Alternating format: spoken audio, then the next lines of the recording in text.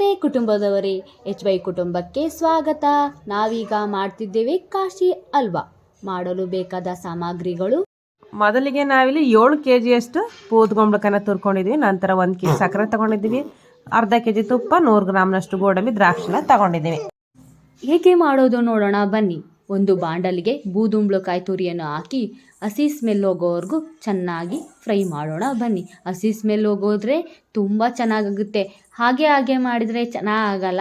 ಸ್ವಲ್ಪ ಸ್ಮೆಲ್ ಹೋಗೋವರೆಗೂ ಚೆನ್ನಾಗಿ ಉರಿಬೇಕು. ಅದ ನಂತರ ತುಪ್ಪ, ಅರ್ಧ kg ತುಪ್ಪ ತಗೊಂಡಿದ್ವಲ್ಲ ಅದನ್ನ ಸ್ವಲ್ಪನೇ ಹಾಕೊತ ಫ್ರೈ ಮಾಡ್ಕೊತ ಬರಬೇಕು. ಅದಾದಮೇಲೆ ನಾವು ಚೆನ್ನಾಗಿ ಫ್ರೈ ಮಾಡ್ಕೋಬೇಕು. ಕನ್ಸಿಸ್ಟೆನ್ಸಿ ನೋಡಿಕೊಂಡು ನಾವು ಫ್ರೈ ಮಾಡ್ಕೋಬೇಕು ಸ್ನೇಹಿತರೆ. ನೋಡಿ, ತಳ ಇಡ್ಸ್ಕೋಬಾರ್ದು, ಆ ರೀತಿ ನೀವು ಕೈ ಆಡ್ಕೊಳ್ಳಿ. ಸ್ವಲ್ಪ ನಮಗೆ ತಳ ಹಿಡ್ಬಿಟ್ಟಿದೆ ನೋಡ್ಬೋದಲ್ಲ, ಪರವಾಗಿಲ್ಲ. ಅದಾದಮೇಲೆ ನಾವು ಇದಕ್ಕೆ ಸಕ್ಕರೆ ಹಾಕಿ ಚೆನ್ನಾಗಿ ಫ್ರೈ ಮಾಡ್ಕೊಳ್ಬೇಕು. ಚೆನ್ನಾಗಿ ಫ್ರೈ ಮಾಡಿಕೊಂಡು ಸಕ್ಕರೆವನ್ನ ಕರಗೋವರೆಗೂ ನಾವು ಫ್ರೈ ಮಾಡ್ಕೊಳ್ತಾನೆ ಇರಬೇಕು, ಕೈ ಆಡಿಸ್ತಾನೆ ಇರಬೇಕು. ಇಲ್ಲಾಂದರೆ ತುಂಬಾ ತಳ ಹಿಡಿದ್ಬಿಡುತ್ತೆ, ಅವು ಚೆನ್ನಾಗಿ ಬರಲ್ಲ. ಅದಕ್ಕೋಸ್ಕರ ತುಂಬ ಸ್ಲಿಮ್ಮಲ್ಲೇ ಇಟ್ಕೊಂಡು ಮಾಡಿ, ಆದ್ರೂ ಜಾಗ್ರತೆಯಿಂದ ಮಾಡಬೇಕು.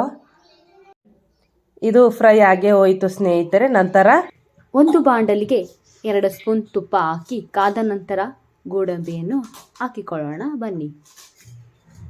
ಸ್ವಲ್ಪ ಫ್ರೈ ಮಾಡೋಣ. ಸ್ವಲ್ಪ ಫ್ರೈ ಆದಮೇಲೆ ದ್ರಾಕ್ಷಿಯನ್ನು ಹಾಕೋಣ. ಕೆಂಪಾಗೆ ಚೆನ್ನಾಗಿ ಫ್ರೈ ಮಾಡೋಣ.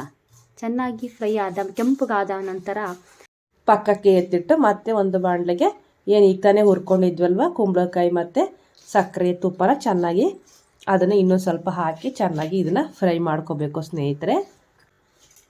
ಚೆನ್ನಾಗಿ ಇದು ಫ್ರೈ ಆದಮೇಲೆ ಚೆನ್ನಾಗಿ ಕೈ ಆಡ್ಕೋಬೇಕು. ಸ್ವೀಟ್ ಏನಾದರೂ ಕಡಿಮೆ ಆಗಿದೆ ಅನಿಸಿದರೆ, ನಿಮಗೆ ಸ್ವೀಟ್ ಎಷ್ಟು ಬೇಕೋ ಅಷ್ಟು ನೋಡ್ಕೊಂಡು ಹಾಕೊಳ್ಳಿ. ನಮಗೆ ಸ್ವಲ್ಪ ಸ್ವೀಟ್ ಕಡಿಮೆ ಆಗಿತ್ತು, ಅದಕ್ಕೋಸ್ಕರ ನಾವು ಸ್ವಲ್ಪ ಸಕ್ಕರೆನ ಸೇರಿಸ್ಕೊಳ್ತಾ ಇದ್ದೀವಿ ಸ್ನೇಹಿತರೆ. ಇದನ್ನು ಕೂಡ ಚೆನ್ನಾಗಿ ನಾವು ಮಿಕ್ಸ್ ಮಾಡಿಕೊಂಡು ಚೆನ್ನಾಗಿ ಕೈ ಆಡ್ಕೊಳ್ತಾನೆ ಇರಬೇಕು. ಅದಾದಮೇಲೆ ಈಗ ತಾನೇ ತುಪ್ಪದಲ್ಲಿ ಹುರ್ಕೊಂಡಂಥ ಗೋಡಂಬಿ ದ್ರಾಕ್ಷಿಯನ್ನು ಕೂಡ ಸೇರಿಸ್ಕೊಳ್ಳೋಣ. ಅದಾದಮೇಲೆ ಇದನ್ನು ಚೆನ್ನಾಗಿ ನಾವು ಮಿಕ್ಸ್ ಮಾಡ್ಕೊಳ್ಳೋಣ. ನೀವಿನ್ನೂ ಸಬ್ಸ್ಕ್ರೈಬ್ ಆಗಿಲ್ಲ ನಮ್ಮ ಚಾನಲ್ಗೆ, ಹಾಗೆ ವಿಡಿಯೋಗಳನ್ನ ನೋಡ್ತಾ ಇದ್ದರೆ ದಯವಿಟ್ಟು ಸಬ್ಸ್ಕ್ರೈಬ್ ಮಾಡಿ ನಮ್ಮನ್ನ ಸಪೋರ್ಟ್ ಮಾಡ್ತಾ ಇರಿ. ವೆಜ್ಜಲ್ಲಿ ಏನಾದರೂ ರೆಸಿಪೀಸ್ ಬೇಕು, ಸ್ವೀಟ್ ಅಥವಾ ಖಾರ ಏನಾದರೂ ರೆಸಿಪೀಸ್ ಬೇಕು ಅಂದರೆ ಕಮೆಂಟ್ ಬಾಕ್ಸಲ್ಲಿ ತಿಳಿಸಿ ಸ್ನೇಹಿತರೆ. ಇನ್ನೇನು ಕಾಶಿ ಹಲ್ವಾ ಸವಿಯಲು ಸಿದ್ಧವಾಗಿದೆ ಸ್ನೇಹಿತರೆ.